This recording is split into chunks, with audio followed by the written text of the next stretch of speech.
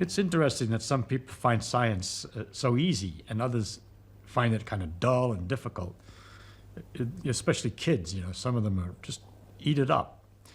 And I don't know why it is. It's the same perhaps for all subjects. For instance, lots of people love music and I never could carry a tune. And I lose a great deal of pleasure out of that.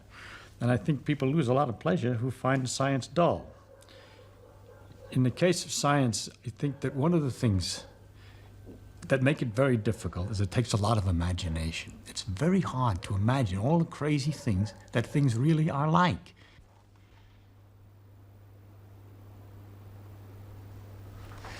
Nothing's really as it seems. We're used to get, you know, hot and cold, and all that hot and cold is the speeds that the atoms are jiggling. If they jiggle more, it corresponds to hotter, and colder is jiggling less. So if you have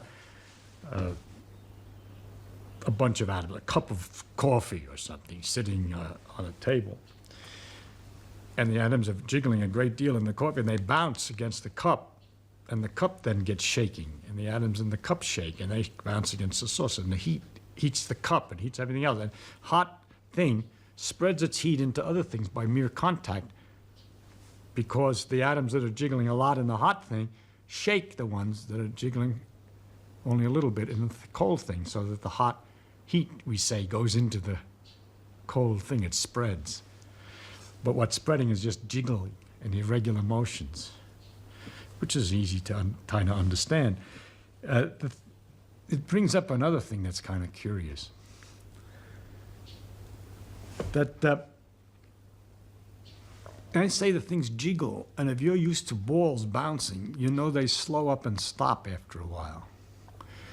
But we have to imagine with the atoms a perfect elasticity. They never lose any energy. Every time they bounce, they keep on bouncing all the time. They don't lose anything. They're perpetually moving. And that the things that happen when we say something loses energy, if a ball comes down and bounces, it shakes irregularly some of the atoms in the floor. And then when it comes up again, it leaves some of those atoms moving, the jiggling. So as it bounces, it's passing its extra energies, its extra motions, to little patches on the floor each time it bounces, and loses a little each time until it settles down, we say, as if all the motion has stopped. But what's left is the floor is shaking more than it was before, and the atoms in the ball are shaking more than they were before. That the organized motion of all these atoms moving the same way, falling down, and the quiet floor is now transformed into a ball sitting on the ground. But all that motion is still there in a form, or the energy of motion, in the form of the jiggling of the floor, which is a little bit warmer. Unbelievable. But anybody who's hammered a great deal on something knows that it's true, that if you pound something and hit it a lot, you can feel the temperature difference. It heats up. It heats up simply because you're jiggling it.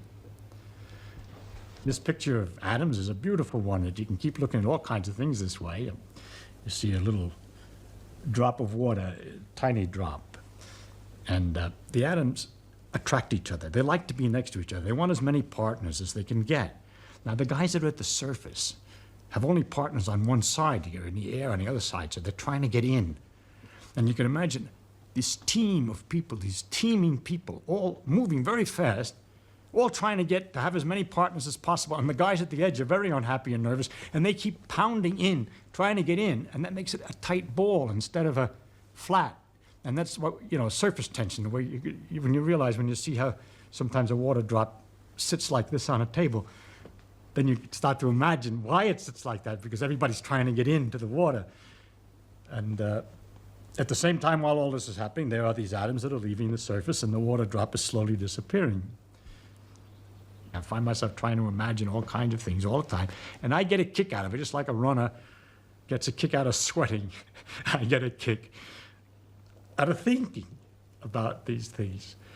I can't stop. I mean, I could talk forever. If you cooled off the water so the jiggling is less and less, and it jiggles slower and slower, then the atoms get stuck in place. They like to be with their friend. There's a force of attraction, and they get packed together. They're not rolling over each other. They're in a nice pattern, like oranges in a crate, in a nice organized pattern, all just jiggling in place, but not having enough motion to get loose of their own place and to break the structure down.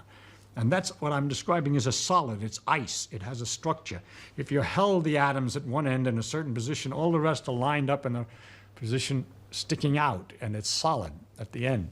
Whereas if you heat that harder, then they begin to get loose and roll all over each other, and that's the liquid. And if you heat that still harder and they bounce harder, then they simply bounce apart from each other, and they're just individual, I say atoms, it's really little groups of atoms, molecules, which come flying and hit. And although they have a tendency to stick, they're moving too fast. Their hands don't grab, so to speak, as they pass, and they fly apart again. And this is the gas we call steam. You can get all kinds of understanding.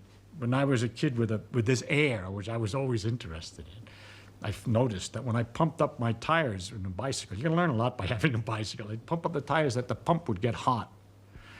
And that also understandable. See, as the pump handle comes down and the atoms are coming up against it and bouncing off, and it's moving in, the ones that are coming off have a bigger speed than the ones that are coming in, so that as it comes down, and each time they collide, it speeds them up.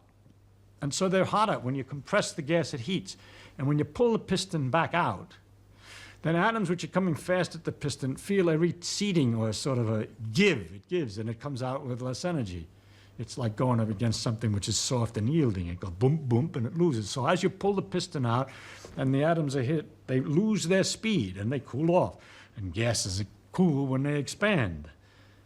And the fun of it is that all these things which you see or notice in the world about it, the pump heats the gas, or the gas cools when it expands, or the steam evaporates until you cover the cover, and all these things you can understand from these simple pictures.